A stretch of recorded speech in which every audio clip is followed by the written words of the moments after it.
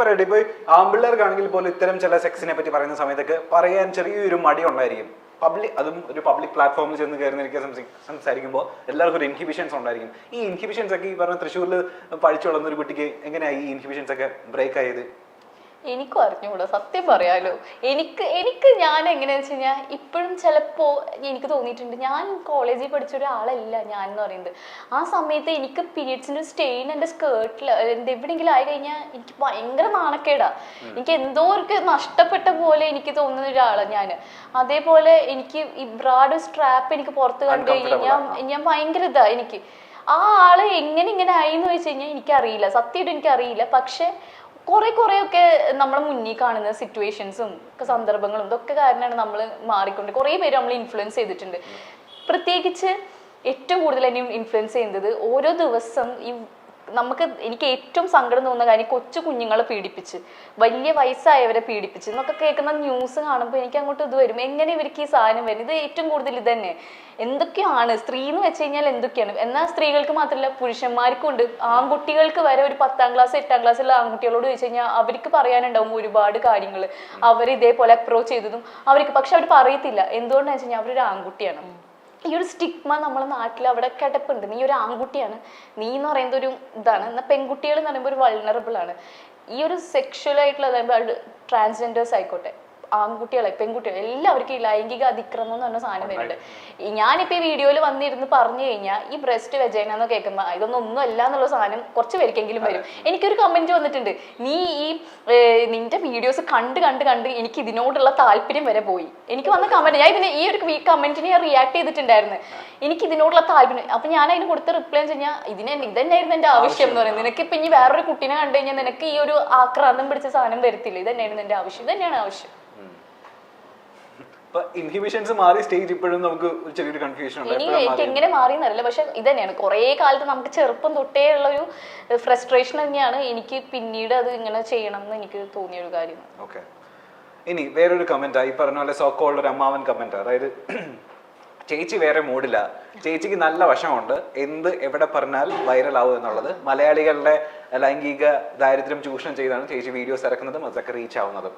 Comment on this comment. ഇവൻ സ്വയം ഇവനെ തന്നെയാണ് ഈ കമന്റിൽ കൂടെ മോശമാക്കുന്നത്. ഇവനെ ഇതിൽ തന്നെ ഉണ്ട് എന്താ ഈ ലൈംഗിക താല്പര്യമോ ഈ സാധനം. ഇതൊരു ഇതുണ്ട് മലയാളികൾക്ക് എന്ന് പറഞ്ഞാൽ ഇതാണ് ഏറ്റവും വലിയ കാര്യം. സെക്സ് എന്ന് പറയുന്നതാണ്. ഇതില്ലെങ്കിൽ എന്ത് ജീവിക്കാൻ പറ്റത്തില്ല എന്നുള്ളൊരു സാധനം എന്ന്. ഭക്ഷണം പോലെ തന്നെ, ശരിയാണ്, ഭക്ഷണം പോലെ തന്നെ ഒരു മനുഷ്യന് വേണ്ട ഒന്നാണ് സെക്സ് എന്ന് പറയുന്നത്. പക്ഷെ ഈ കമന്റ് ഇടുന്നവർക്ക് എന്ന് പറയുന്നത് ഇത് തന്നെയാണ് ജീവിതം. രാവിലെ ഉച്ചയ്ക്ക് രാത്രി ഭക്ഷണം എന്നുള്ള പോലെ തന്നെ ഇത് തന്നെയാണ് ജീവിതം. അപ്പൊ എനിക്ക് തോന്നും ഇത് മാത്രമേ ഉള്ളൂ. ഒരു കാര്യം എനിക്ക് പറയാനുള്ളത്, നിങ്ങൾ ഇങ്ങനെയാണെന്ന് വെച്ചിട്ട് ബാക്കി എല്ലാവരും ഇങ്ങനെ ആവണം എന്നില്ല. പിന്നെ ഈ ഒരു എൻ്റെ വീഡിയോ കണ്ടിട്ട് ഇതിൽ എന്ത് സുഖമാണ് കിട്ടുന്നത് ആൾക്കാർക്ക്. ഒരു വീഡിയോ കണ്ടു കഴിഞ്ഞാൽ ആൾക്കാർക്ക് മനസ്സിലാവും ഇതെന്ന് പറയുന്നത് വെറും ഇൻഫോർമേറ്റീവ് വീഡിയോ ആണ്, ഇതിൽ കൂടുതലൊന്നുമില്ല. പിന്നെ ആൾക്കാർ കാണുന്നത് എന്തിനു വേണ്ടിയിട്ട്, എന്തായാലും ഇതിലൊന്നും കിട്ടില്ല എന്നറിയാം. അപ്പോൾ അവർക്ക് ഇൻഫോർമേഷന് വേണ്ടിയുള്ള ആൾക്കാർ മാത്രം കാണും. എന്നാൽ വേറെ കുറച്ച് പേര് നെഗറ്റീവ് അടിക്കാൻ ഇതുപോലൊരു സുഖത്തിന് വേണ്ടി വന്ന് കാണുന്നവരുണ്ടാവും. ഏതാണെങ്കിലും എനിക്ക് ബോധർ ചെയ്യുന്നില്ല. ശരിയാണ്, എൻ്റെ ഈ വീഡിയോ എന്നല്ല, ഇപ്പം ഞാനൊരു നാളെ കുക്കിംഗ് വീഡിയോ ഇട്ടാലും ആൾക്കാർ കാണണം എൻ്റെ വീഡിയോ. കാരണം നമ്മൾ അത്ര എഫേർട്ട് എടുക്കുന്നുണ്ട്. ഞാൻ ഇടുന്ന വീഡിയോ അയ്യോ ആരും കാണല്ലേ എന്ന് വെച്ചാൽ ഇടൂല. അപ്പൊ എനിക്ക് മാക്സിമം റീച്ച് എനിക്ക് വേണം. അത്ര ഈ തുടക്കത്തിൽ യൂട്യൂബ് സ്റ്റാർട്ട് ചെയ്തപ്പോഴേ ഈ ജേണൽ തന്നെയാണ് നമ്മൾ എടുത്തത്, അല്ലെങ്കിൽ വേറെ പല എനിക്കൊരു 46K ആയപ്പോഴാണ് ഞാൻ സെക്സ് എഡ്യൂക്കേഷൻ സ്റ്റാർട്ട് ചെയ്യുന്നത്. സെക്സ് എഡ്യൂക്കേഷൻ സ്റ്റാർട്ട് ചെയ്യാൻ അപ്പൊ തോന്നിയ കാര്യം, ആ സമയത്ത് ലോക്ക്ഡൌൺ ആയിരുന്നു. അപ്പൊ ലോക്ക്ഡൌണിൽ സെക്സ് എഡ്യൂക്കേഷൻ അല്ല അത് ശരിക്കും എന്ന് പറയുന്നത്. ഞാൻ ഇട്ട വീഡിയോ, ഫസ്റ്റ് ആയിട്ട് ഇട്ട വീഡിയോ എന്ന് പറയുന്നത് ഈസ്റ്റ് ഇൻഫെക്ഷൻ എന്ന് പറയുന്നത് വൾവ വെജൈന ഏരിയയിൽ വരുന്ന ഇൻഫെക്ഷൻ. അത് സ്ത്രീകൾക്ക് കോമൺ ആണ് നമുക്കെന്ന് പറയുന്നത്, തൊട പൊട്ടുന്ന കാര്യമൊക്കെ. ഇതാണ് ഞാൻ വീഡിയോ ഇട്ടത്. ഇതൊരു സെക്സ് എഡ്യൂക്കേഷൻ അല്ല. ഇതിപ്പോ നമ്മുടെ മേലൊരു മുറിവ് വന്ന അല്ലെങ്കിൽ നമ്മുടെ സ്കിന്നിന് എന്തെങ്കിലും പ്രശ്നം വരുന്ന പോലെ തന്നെയാണ് ഇവിടെ എന്ന് പറയുന്നത്. ഈ ഒരു വീഡിയോ ഇട്ടപ്പോഴാണ് എനിക്ക് മനസ്സിലായത് ഈ ഒരു ഭാഗം എന്ന് പറയുമ്പോൾ അത് ആൾക്കാർക്ക് അത് അത്രയും എന്തോ ഒരു ഭ്രഷ്ട് കൽപ്പിച്ചൊരു സാധനമാണെന്ന് മനസ്സിലായത്. അപ്പോഴാണ് എനിക്ക് തോന്നിയത് ഓക്കെ എന്ന്, പിന്നെ ഇത് തന്നെ ആയിക്കോട്ടെ എന്നെനിക്ക് തോന്നി. പക്ഷെ നെഗറ്റീവ് കമന്റ്സ്, എനിക്ക് ഫസ്റ്റ് ഇട്ട വീഡിയോയിൽ എന്നെ സർപ്രൈസ് ചെയ്ത കാര്യം എന്ന് പറയുന്നത് എനിക്ക് ആകെ 4-5 നെഗറ്റീവ് കമന്റ്സേ വന്നിട്ടുള്ളൂ. ബാക്കി ഒക്കെ പോസിറ്റീവ് കമന്റ്സ് ചെയ്യുന്നത്. അതിൽ ഇപ്പോഴും എൻ്റെ വീഡിയോസ് കാണുന്നത് ഏറ്റവും കൂടുതൽ പെൺകുട്ടികളാണ്. പക്ഷെ ഈ പറഞ്ഞ പോലെ പെൺകുട്ടികളെ പോലെ തന്നെ ആൺകുട്ടികളും ഈ പറഞ്ഞ പോലെ കുറെ ആൾക്കാർ തന്നെ ഫോളോ ചെയ്യുന്നുണ്ട്. ആൺകുട്ടികളുണ്ട്. എനിക്ക് ഒരു ഏറ്റവും കൂടുതൽ എന്നെ ചേച്ചി എന്നൊക്കെ വിളിച്ചിട്ടുണ്ട്. ഇതേപോലെ എനിക്ക് വീട്ടിലേക്ക് വന്നിട്ടുണ്ട്. അരവിന്ദ് എന്ന് അവന്റെ പേര്. ഞാൻ ഒരിക്കലും പറഞ്ഞു, ഞാൻ എറണാകുളത്ത് ഇന്റേൺഷിപ്പ് ചെയ്യുന്ന സമയമായിരുന്നു. പക്ഷെ എന്താ വെച്ച് കഴിഞ്ഞാൽ ഞാൻ ഇന്റേൺഷിപ്പ് ചെയ്തുകൊണ്ടിരിക്കുന്ന സമയത്ത് എൻ്റെ അവിടെ നിന്ന് ഒരു ഇത് വന്ന് 2 ആൺപിള്ളേർ എന്നെ അന്വേഷിച്ചിട്ട് വന്നിട്ടുണ്ട്. പക്ഷെ അവർക്ക് അറിയാം ഞാൻ യൂട്യൂബറാണ്. ഞങ്ങൾ പക്ഷെ പറഞ്ഞു കൊടുത്തു, ഞാൻ പറഞ്ഞു പറയണ്ട എന്താന്ന് പറയുന്നത്, എനിക്ക് പേടിയായില്ല, എന്തിനു വേണ്ട നമുക്കറിയില്ലല്ലോ. ഇത് കഴിഞ്ഞപ്പോൾ ഞങ്ങളിങ്ങനെ എനിക്ക് അപ്പോൾ നല്ല പേടിയുണ്ട്. എൻ്റെ 3 ഫ്രണ്ട്സും ഉണ്ട്. ഞങ്ങൾ ഇത് ഇന്റേൺഷിപ്പ് കഴിഞ്ഞിട്ട് വീട്ടിലേക്ക് വരുന്ന സമയത്ത് 2 ആൺകുട്ടികൾ ഫോളോ ചെയ്യുന്നുണ്ട്. അപ്പോൾ എനിക്ക് ഭയങ്കര ടെൻഷനായി. നമ്മൾ വീടെത്തിയപ്പോൾ ഇവർ എൻ്റെ വീടിൻ്റെ പിന്നിൽ നിർത്തുകയും ചെയ്ത്. അത് എൻ്റെ ഇറങ്ങിയപ്പോൾ പക്ഷെ അടുത്ത് വന്നപ്പോൾ എനിക്ക് മനസ്സിലായി ഇതല്ല, ചേച്ചിനെ കാണാൻ വേണ്ടി ഇതാക്കിയത്. എനിക്കൊരു കവർ ഉണ്ടായിരുന്നു, ഒരു ഡ്രസ്സ്, ഒരു ടീഷർട്ട്, ആ ടീഷർട്ടായിട്ട് എനിക്ക് വന്നത്. എന്നിട്ട് പറഞ്ഞു ചേച്ചിനെ കാണുന്നത് ഭയങ്കര ആഗ്രഹമായിരുന്നു, ഞാൻ ബാംഗ്ലൂരെ മുമ്പ് ഇന്റേൺഷിപ്പ് ചെയ്യുന്നു, ബാംഗ്ലൂർക്ക് ടിക്കറ്റ് എടുത്തിരിക്കുകയായിരുന്നു. അപ്പോഴാണ് ഞാൻ ഇവിടെ ആക്കുന്നത്. അപ്പോൾ ഇവൻ വന്നത് ഇവൻ്റെ ലൈഫിലത്തെ കുറച്ച് പ്രോബ്ലംസ് ഒക്കെ പറയാനാണ് കൂടുതൽ വന്നത്. പക്ഷെ ആ ഒരു സംസാരിക്കുമ്പോണ്ടല്ലോ, ആ ഒരു ചേച്ചി എന്നുള്ളത് എൻ്റെ എല്ലാ വീഡിയോസിനും കാണാം, അവൻ്റെ കമൻറ്റ് ഉണ്ടാവും, അരവിന്ദിൻ്റെ കമൻറ്റ് ഉണ്ടാവും. അപ്പം ഞാൻ പറഞ്ഞു, എടാ നീ നല്ല എനിക്ക് ഭയങ്കര ഇഷ്ടമൊക്കെ, പക്ഷെ നീ ഒരിക്കലും ഇനി ഒരാളെയും സ്റ്റോക്ക് ചെയ്യരുത്, കാരണം അത് അവർക്ക് പേടിയാവും. ഒരിക്കലും ചെയ്യരുത്. എന്ന് വെച്ചാൽ എനിക്കെന്നെ ഒരു ഇതിൽ പേടിയായി, നമുക്ക് എന്തിനാ വേണ്ട. പക്ഷെ എനിക്കതൊരു ഭയങ്കര സന്തോഷമുള്ളൊരു കാര്യമായിരുന്നു പിന്നാലെ. അപ്പൊ ഇങ്ങനെ സ്നേഹിക്കുന്ന ആൺപിള്ളേരും ഉണ്ട്, പെൺപിള്ളേരും ഉണ്ട്. പണ്ടത്തെ കാലത്ത് പഠിക്കുക, വിദ്യാഭ്യാസം നേടുക, ഒരു ജോലി, സർക്കാർ ജോലിയാണെങ്കിൽ അല്ലെങ്കിൽ പ്രൈവറ്റ് ജോലിയാണെങ്കിൽ അങ്ങനെ കൃത്യമായ വിദ്യാഭ്യാസം നേടുക, ജോലിക്ക് പോവുക, അങ്ങനെയുള്ള ഒരു മൈൻഡ് സെറ്റിലായിരുന്നു ആളുകൾ. എന്നാൽ പിന്നീട് ഒരു കാലഘട്ടം കഴിഞ്ഞപ്പോൾ, അതായത് കോവിഡ് ഒക്കെ കഴിഞ്ഞ ശേഷം ബ്ലോഗിങ് അങ്ങനെയുള്ള കാര്യങ്ങളിലേക്കൊക്കെ തിരിഞ്ഞു. പിന്നെ വെബ് സീരീസ്, ശരിക്കും പറഞ്ഞാൽ ഈ ഹിന്ദിയിലും ഇംഗ്ലീഷിലും ഒക്കെ ട്രെൻഡിങ് ആയിരുന്ന ഈ സീരീസും കാര്യങ്ങളും ഒക്കെ പിന്നീട് മലയാളത്തിലേക്ക് വന്നത് കോവിഡ് സമയത്താണ്. കോവിഡ് സമയത്ത് 4 ചുവരുകൾക്കുള്ളിൽ നമ്മളിങ്ങനെ ഇരിക്കുമ്പോൾ നമുക്ക് തോന്നും ഇനി എന്ത് ചെയ്യാം, ഈ ബോറടി മാറ്റാൻ എന്ത് ചെയ്യാം. ഒരുപാട് പേർക്ക് വർക്ക് ഫ്രം ഹോം ഒക്കെ വന്ന സമയമാണ്. കുട്ടികൾക്ക് സ്കൂളിൽ പോകണ്ട, ഓൺലൈൻ ക്ലാസ് ഒക്കെ വന്നു. പിന്നെ കോവിഡ് പിടിപെട്ടവരാണെങ്കിൽ വീട്ടിലിരുന്ന് ബോറടിക്കുന്ന ഒരു സമയമായിരുന്നു, കാരണം നമുക്ക് പുറത്തിറങ്ങാനേ പറ്റാത്ത സമയം.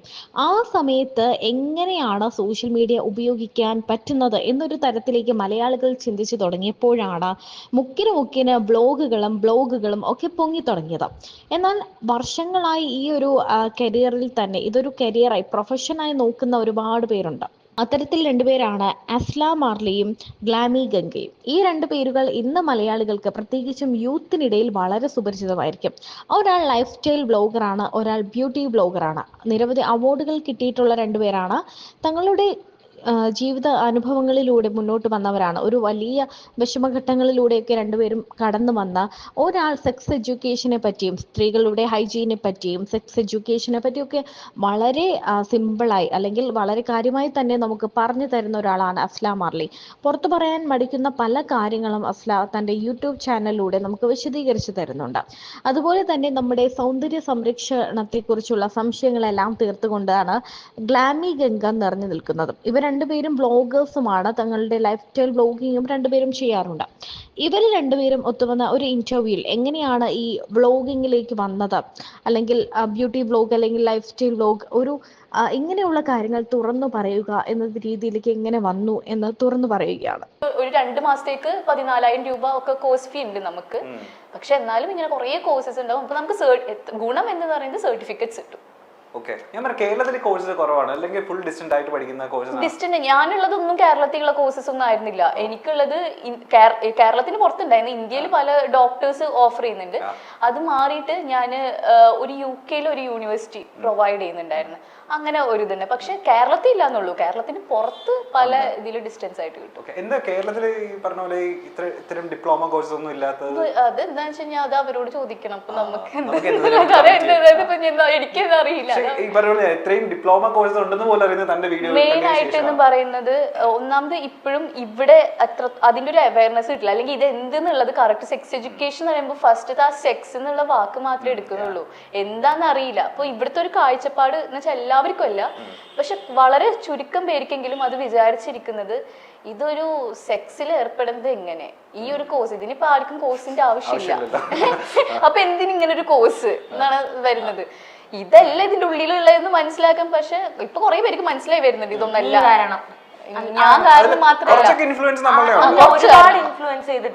കുറച്ച് ഒരു 10% ആൾക്കെങ്കിലും ഞാൻ ഇൻഫ്ലുവൻസ് ചെയ്തിട്ടുണ്ടാവും ഇതല്ല എന്ന് മനസ്സിലാക്കാൻ. എന്നാൽ വേറൊരു 10% ആൾക്കാർക്ക് ഇതൊരു മോശപ്പെട്ട കാര്യമാണെന്നും കൂടി എന്റെ ഭാഗത്ത് നിന്ന് ഇൻഫ്ലുവൻസ് ചെയ്തിട്ടുണ്ടാവും.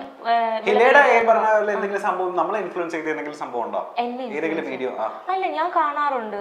നമ്മൾ ഹൈജീൻ ആയാലും അങ്ങനെയൊക്കെയുള്ള വീഡിയോസ് ഞാൻ കാണാറുണ്ട്. ഞാൻ ആദ്യമൊക്കെ തുടങ്ങുമ്പോൾ ഫുള്ള് കമന്റ് ബോക്സിൽ തെറിവിളി അത് ഭയങ്കരമായിരുന്നു. അപ്പൊ മനസ്സിലായി വിവരമില്ല, വിവരദോഷം ഇല്ല, ഇങ്ങനത്തെ ഇത്ര വിവരമില്ലാത്ത ആൾക്കാരുണ്ടല്ലോ തോന്നി. ഞാൻ വെച്ചാൽ കിളവന്മാരായിരിക്കും ഇങ്ങനെയൊക്കെ ഇടണേന്നാണ് ഞാൻ സത്യമില്ല, ഞാൻ അങ്ങനെ വിചാരിച്ചത്. അമ്മമാരൊക്കെ ആയിരിക്കും ഇടണേന്ന്. അങ്ങനെയല്ല, കൊച്ചു പിള്ളേരുണ്ട്. നമ്മൾ ഈ വീഡിയോയിൽ പോകുന്ന സമയത്ത് ഈ വീഡിയോയിൽ താഴെ എന്തായാലും ഞാനത് ഇതിന്റെ ഇടയിലും വരും, പക്ഷെ കഷ്ടപ്പെടുന്നുണ്ട്. ഒന്നില്ലെങ്കിൽ എന്റെ ഭാഗം നോക്കി ഞാൻ ദിവസം തെറിവിളി കേൾക്കുന്നില്ല.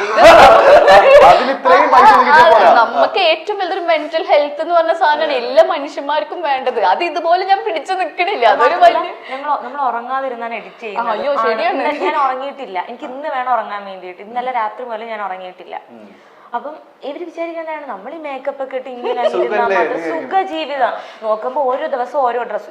അത് എന്റെ കമന്റിലാണ്. നമ്മൾ ഇതിടുമല്ലോ ഹോൾ വീഡിയോസ് കഴിയുമ്പം, നീ ഈ ഡ്രസ്സൊക്കെ മരിക്കുമ്പോ കൊണ്ടുപോയി എനിക്കൊന്ന കമന്റാണ്. ഞാൻ തന്നെ ഇരിക്കണം. ഓഹോ, ഞാൻ മരിക്കുമ്പോ കൂട്ടത്തിട്ട് കത്തിക്കുമെന്ന് എന്നെ എന്റെ അടുത്ത് ചോദിച്ചത്. ഞാൻ മരിക്കുമ്പോ എന്റെ ഡ്രസ്സൊക്കെ കൊണ്ടുപോകും ഇങ്ങനെയൊക്കെ ചെയ്യും. പക്ഷെ അവരാ സത്യം എന്താണെന്ന് അറിയില്ല. ഞങ്ങൾ ഇതിന് ശേഷം ഈ ഡ്രസ്സ് എന്ത് ചെയ്യുന്നു ആരും അറിയില്ല. പക്ഷെ ഒരു വീഡിയോ ഞാൻ ചെയ്യും.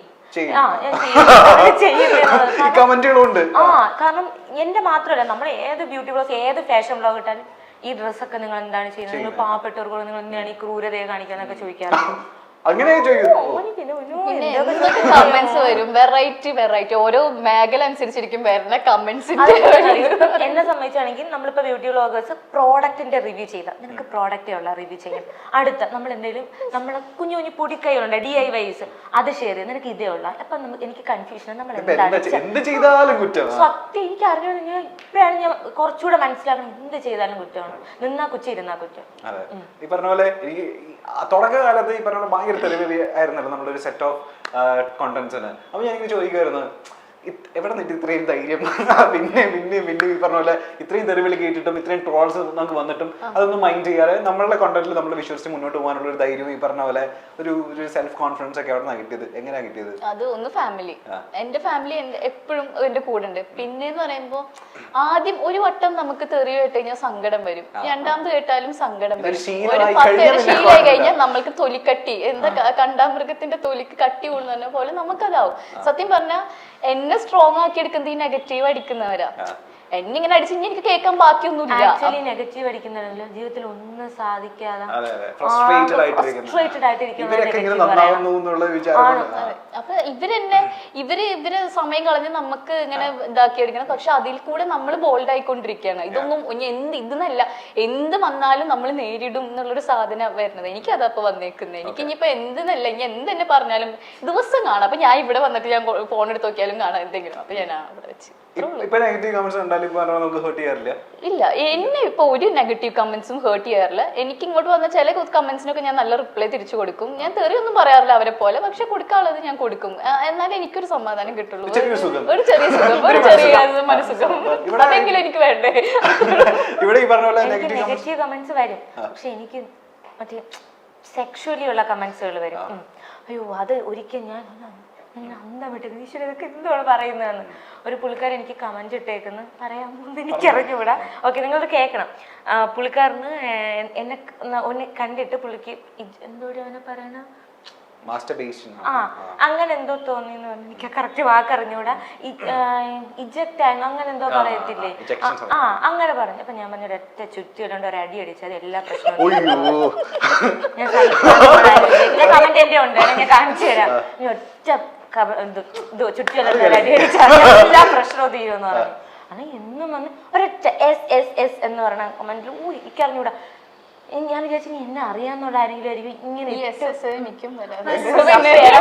ഞരമ്പനാണോ ഡാർക്ക് വാട്ടർ ഇങ്ങനത്തെ കുറച്ച് സാധനങ്ങളുണ്ട്. SSS എന്ന് പറഞ്ഞാൽ ഈ നമുക്ക് കമന്റ് ഇടുമ്പോ പേര് വരുമല്ലോ, ഇങ്ങനെ ഇമെയിൽ പോലെ ID പോലെ. ആ സംഭവം ഫുള്ള് എന്നെ ലിപ് ലോക്ക് ചെയ്യണം. ഞാൻ പറഞ്ഞു വന്നാൽ മതിയെന്ന് പറഞ്ഞു, ശരിയാക്കി തരാന്ന്. കയ്യില് വല്ലോ കിട്ടിയോ കല്ലെടുത്തറിഞ്ഞ്. പുള്ളിക്കാരൻ അറിയില്ല നമ്മുടെ ബാഗിൽ മറ്റേ കത്തിയുള്ള കാര്യം. ഞാൻ പെപ്പർ സ്പ്രേ കൊണ്ടാണ് വന്നത്. ഇപ്പൊ ഞാൻ ഇവിടെ വന്നപ്പോ ബാംഗ്ലൂരിൽ ഇവിടെ വന്നപ്പോഴും ഞാൻ പെപ്പർ സ്പ്രേ കൊണ്ടാണ് വന്നത്. ഞാൻ ട്രെയിനിൽ ഒറ്റയ്ക്കാണ് വന്നത്. അത് ഈ ബസ്സിലെ ഇങ്ങനെ ചേർന്നിരിക്കാം, ഇങ്ങനെ ബാക്കിൽ ഒന്ന് കെട്ടിപ്പിടിക്കാന്നൊക്കെ പറഞ്ഞ ആൾക്കാർ കയറാനുണ്ട് ബസ്സിൽ, KSRTC തിരക്കുള്ള ബസ്സിൽ. അവർക്ക് വെച്ചേക്കണത് എനിക്ക് വയ്യ. പണ്ടേ എനിക്കിതാണ്. എന്റെ അമ്മ എന്നെ പറഞ്ഞോണ്ടെന്നെ ഇങ്ങോട്ട് ഉണ്ടാക്കല്ലേ. പോലീസ് സ്റ്റേഷനിൽ നിന്ന് അമ്മയെ വിളിക്കില്ല, അമ്മ എപ്പോഴും പറഞ്ഞുകൊണ്ട കാര്യമാണതാണ്. പ്രയോഗിച്ചിട്ടുണ്ടപ്പാ ഞാൻ എന്നെ കുത്തിയോ? കുട്ടിയല്ല, ഞാൻ ഒരിക്കൽ റിയാക്ട് ചെയ്തിട്ടുണ്ട്, എന്നെ ഇങ്ങനെ മിസ്ബിഹേവ് ചെയ്തിട്ട് റിയാക്ട് ചെയ്തിട്ടുണ്ട്. അല്ലാതെ ഞാൻ ഒരിക്കൽ ഇയാളെ ഞാൻ നോക്കിയപ്പോ ഇങ്ങനെ ഒരാൾ സ്കൂളിൽ പഠിക്കുമ്പോ ചേർന്ന് വന്ന് ഇങ്ങനെ അടുത്തോട്ട് ചേർന്ന് അപ്പം തന്നെ ഞാൻ എന്റെ ഇൻസ്ട്രുമെന്റ് ബോക്സിൽ കോമ്പസ് ഉണ്ടല്ലോ എടുത്ത് ഇങ്ങനെ അതെന്റെ ഫ്രണ്ടാണ് പറഞ്ഞു തന്നത്, അങ്ങനെ നിന്നാ മതി, എന്തെല്ലാം എടുത്ത് ഇങ്ങനെ നിന്നാ. ഇപ്പൊ ആൾക്കാർക്ക് കോമ്പസ് ഒക്കെ എടുത്തിട്ട് ഇങ്ങനെ നിൽക്കണം. ഞാൻ തന്നെ വിചാരിച്ചിട്ടുണ്ടായിരിക്കും, എനിക്കറിയാം. പുള്ളിക്കാരപ്പം തന്നെ ഫ്രണ്ടിലോട്ട് പോയി. കുത്തണ്ടായിരുന്നോ? ഞാൻ ഈ കുത്തി ഇനിയിപ്പോ അവിടെ ഇരിക്കുന്ന മാമിയാരൊക്കെ പറയും ഞാൻ വിളിച്ചോണ്ട് വന്ന ആളാണെന്ന് പറയും.